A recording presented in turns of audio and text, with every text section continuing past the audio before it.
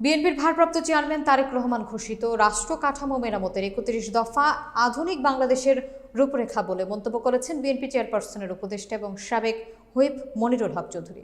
বিস্তারিত থাকছে মনিরুল ইসলাম মনিরের তথ্যচিত্রে।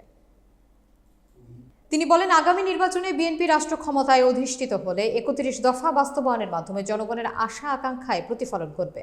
সোমবার দুপুরে চাঁদপুরের মতলব উত্তর উপজেলা বিএনপির নেতাকর্মীদের সাথে শুভেচ্ছা বিনিময়কালে তিনি একথা বলেন।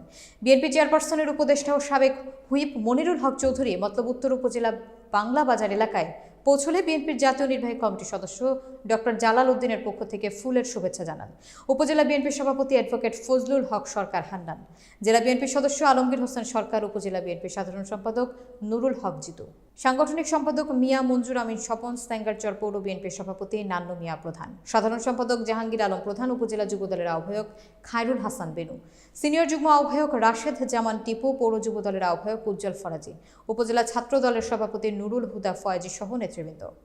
এই কর্মসূচি বাস্তবায়নে আমাদের দল জনগণের কাছে বার্তা পৌঁছে দেবে।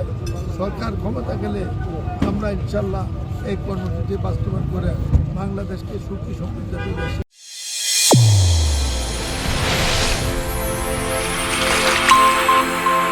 চ্যানেল A1 হৃদয়ের স্পন্দন।